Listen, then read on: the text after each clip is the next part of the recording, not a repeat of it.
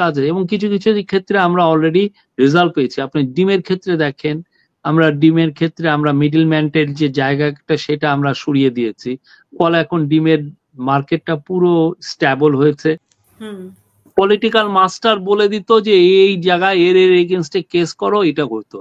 Case তো একটা দুটো না, আওয়ামী লীগের আমলে কেস হয়েছে। বিএনপি কে জিজ্ঞেস করেন, বিএনপির ৬০ লক্ষ লোকে কর্মীর এগেনস্টে কেস হয়েছে, সবই ফালতু ফেক কেস। রাজনৈতিক দলগুলোর তো অনেক কিছু ইয়ে করতে হয়, তারা তাদের কনস্টিটিউয়েন্সি কে এগুলো কথা বলছেন।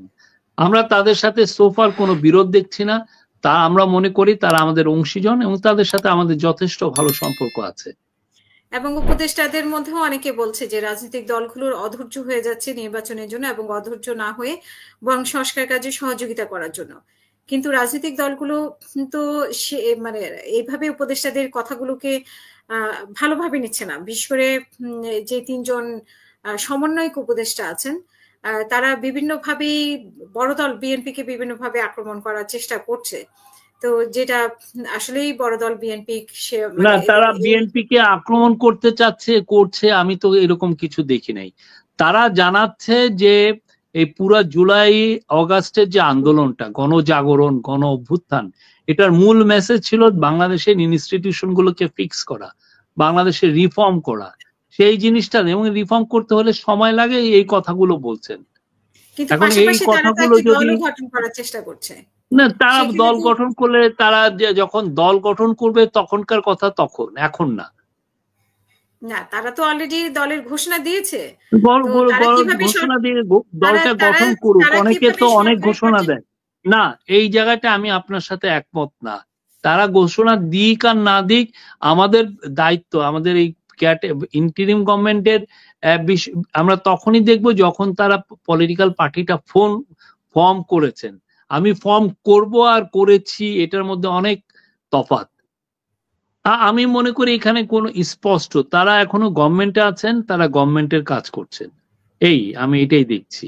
বাট তারা কোনো পার্টির ব্যাপারে, যখন পার্টি হবে ওইখানে যদি জয়েন করেন, তখন যে কোশ্চেন গুলো তখন রেজ হবে, তখন এটা আমরা ডিল করব। সোফার তারা, আমরা মনে করি গভর্নমেন্টের তিনজন খুবই সম্মানিত অ্যাডভাইজার, এবং তারা গভর্নমেন্টের কাজ করে, ইন্টারিম গভর্নমেন্টের কাজ করছেন। তারা কোনো নাগরিক কমিটিতেও নাই, তারা স্টুডেন্ট এগেইনস্ট ডিসক্রিমিনেশন, বৈষম্য বিরোধী ছাত্র আন্দোলনেও তারা নাই। তারা এখন very much part of the government.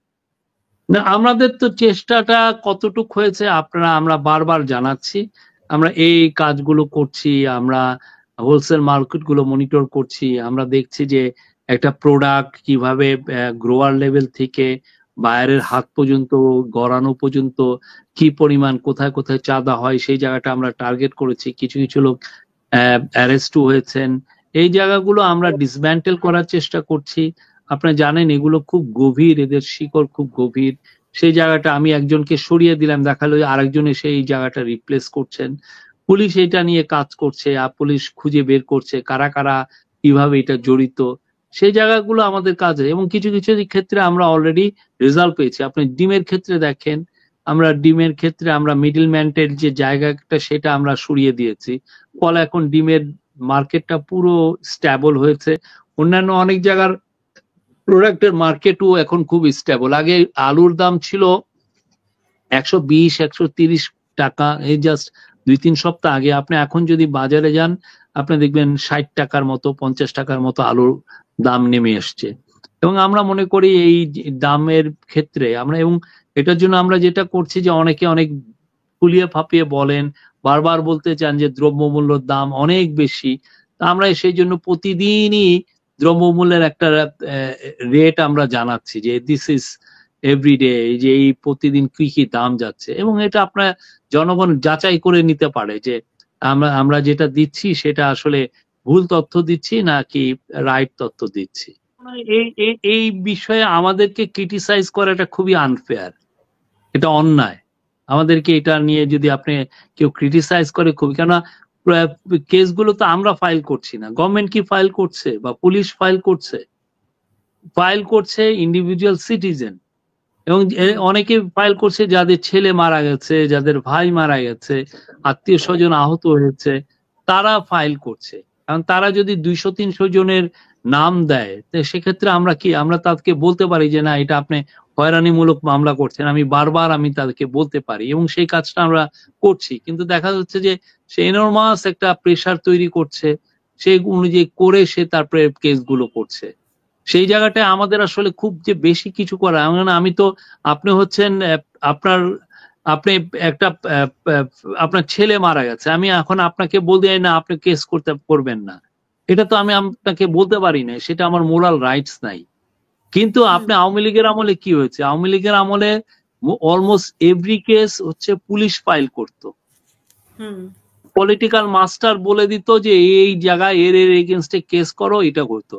কেসটা একটা দুটো না, আওয়ামী লীগের আমলে কেস হয়েছে, বিএনপি কে জিজ্ঞেস করেন, বিএনপির 60 লক্ষ লোকে কর্মীর এগেনস্টে কেস হয়েছে, সবই ফালতু ফেক কেস। এগুলো এটা পুরোই করা হতো হয়রানি। তো ওইটার সাথে যদি আমাদের আমলের এই কয়টা তুলনা করেন, এটা তো ভয়ানক রকমের একটা অন্যায়। আমরা যেখানে নিজেরা কোনো কেসই করছি না, আমরা ইনভেস্টিগেট করছি, আমরা সেরকম এভিডেন্স পেলে সেই অনুযায়ী আমরা প্রসিকিউট করার চেষ্টা করছি, আমরা রুল অফ লতে বিশ্বাস করি। তো ওরা যেটা করেছে সেটা তো ভয়ানক রকম একটা, আপনি একটা দেশের 60 লক্ষ মানুষ, মানে 60 লক্ষ অ্যাডাল্ট পপুলেশন, বাংলাদেশে 18-17 কোটি মানুষের মধ্যে অ্যাডাল্ট পপুলেশন কত আছে, তার আপনি 60 লক্ষ লোককেই আপনি দিলেন। দেখেন 5 to 10% আপনি লোককেই আপনি আসামি বানিয়ে রাখলেন, এবং এই লোকগুলো তো ওই জায়গায় তো শেষ হচ্ছে না, তার 60 লক্ষ লোকের যে 60 লক্ষ ফ্যামিলি, তাদের ছেলে মেয়ে ভাই বোন, এরা তো কোনো গভর্নমেন্টের জবের জন্যই অ্যাপ্লাই করতে পারছে না। ভয়ানক একটা, মানে টেন্স অফ মিলিয়ন্স অফ পিপলকে আপনি আদার করে ফেললেন, তাকে তার বেসিক হিউম্যান রাইটসটাকে আপনি ডিপ্রাইভ করলেন। সেই কাজগুলো হয়েছে। আপনি যদি এখন আমাকে বলেন যে 10-15টা 20টা 100-200টা কেস হয়েছে, সেটার সাথে তুলনা করেন, এবং যেই কেসটা আমি নিজেও করি নাই বা আমার পুলিশ বাহিনীও করে নাই, সেটা তো এক ধরনের অন্যায়।